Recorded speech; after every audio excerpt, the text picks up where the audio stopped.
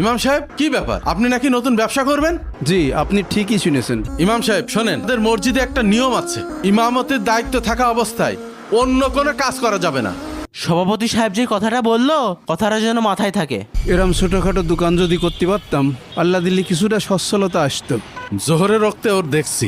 দাঁড়ান, আজকে থেকে আপনার আর এখানে নামাজ পড়ানো লাগবে না। আমার কথাটা তো আগে শুনবেন। আপনার কথা কি শুনবো? আপনাকে মাসে মাসে অনেক টাকা বেতন দিই।